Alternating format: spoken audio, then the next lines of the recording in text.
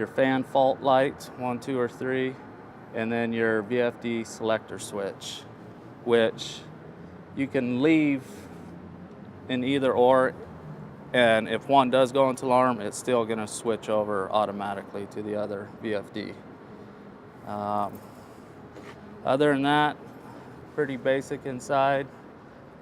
I'll let Rob take over as far as the control point. Since we're looking at the outside panel here, these faults, each one of these faults, I have a contact that will report into Metasys, so you can see if any one of these lights is on remotely, you'll get an indication in Metasys that there's an issue with them.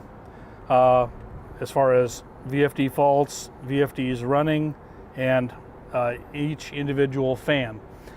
For fan status, I have 2 ways of telling you if each fan is running.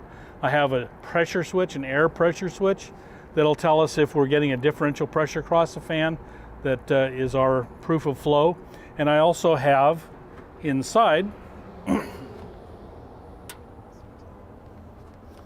we have current switches on each one of the legs. So if one of the fans fails for some reason, you should get 2 different indications that it has not run. If there is if the unit is enabled and any of these fans does not report status, then it'll pop up as an alarm. This controller is just an IOM, you notice. This is not an FEC. The controller for this is actually located down by the chemo pharmacy. It's on the west outside end of the pharmacy, which we can show you. That's important. I've shown some other people, but we want to let you know where that is. So this just comes up. This is just an expansion module. The nice thing with having this up here is you can plug in directly to this with your laptop and see what the controller is doing. You can see you have access to all the points that are connected on this. We have these relays which are giving me the status from some of the fault lights. That's why we have these relays in there. You'll see a shutdown relay over here. That's how your fire alarm comes in, and that shuts the unit down. We do have BACnet interface to each of these drives as well. You notice ABB drives again. They all, you can see the components inside of those, or the values inside of those. This unit has an isolation damper that is motorized, the exhaust isolation damper. So when this unit gets commanded on, we have to wait for that damper to make an open end switch, and then it'll command the unit to start the fans.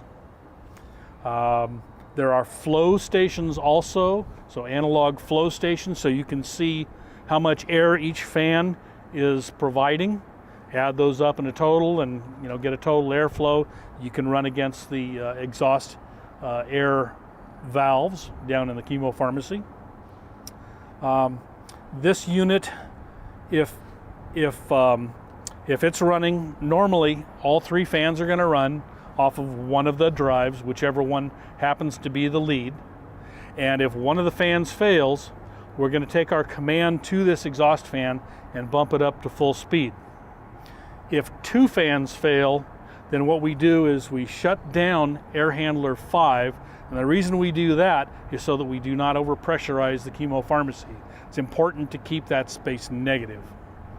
So that's pretty much the ins and outs of this device. Questions? Yes. I saw most of VFD in the area because they have even the AC mounts outside, but I'm not talking this one. But otherwise, they have a hole or something to supply the air for the VFD. Otherwise, it's so hot, they're going to be to keep it cool. Be triple, yeah. Well, let's see what holes we have on this thing. It's only right here. There are no there. Because the electron up here will be overheat. Triple. I saw that before, and then David and Kaiser too. Okay, we can look into. And then the temperature. Yeah, what we could do is look into maybe putting a hole between here and the exhaust side of it, so that it takes that return or air that's being exhausted, blow it through here, because that's going to be a little bit warmer or a little bit cooler than you know, the outside air temperature, and that could suffice for it. The thing we want to make sure we don't do is you don't want to punch a hole from this cabinet into that side, because that would be negative. And then as soon as rain comes in, it's going to suck the moisture in, and that's a bad thing. Okay. Any other? Did you say the CTs were strictly for status? Yes.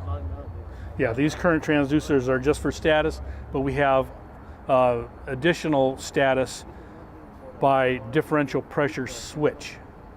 So there's differential pressure switches across each fan and a flow transducer across each fan, which is of course an analog value. Are those sensitivity adjustable? Have to calibrate those ever? The pressure switches, I don't think you're going to have to. They're in this compartment. If we can look in here to what we used to use for filters, and before we went to analog filter reporting. So that's a pretty standard device, and there is a screw on the end of it that you can adjust. But they're actually set pretty sensitive, so that they're just going to make. So we shouldn't have to do any adjustments on that. If you start losing a status, I would recommend probably checking the tubes, make sure the tubes are still in good shape and not getting plugged or maybe falling off or something like that. That's the more likely scenario. The differential flow switches should not require any additional maintenance on them as far as adjusting the sensitivity on them. They're set fairly sensitive right now. We want them to be set more as a go, no go. If there's something that were to go wrong on this, if you were to lose status and you see that the fans actually are running, like say the current switches are showing a status, but the air pressure switch is not, more than likely it's going to be a tube issue. Maybe a tube has popped off, or maybe it's gotten plugged or kinked. I have question about a dog, because I have maintenance for my hospital in college pharmacy. The dog usually like tall, like a 12 feet high. I saw this one like so low. Mm-hmm. Kevin, do you have any thoughts on that, or do we? Or Stantec? Yeah. That's a Stantec question. I know Joe asked the same question. They replied it was supposed to be 7 feet Oh. height. I haven't actually put a tape measure on that, but Okay, Joe asked me. Thank you.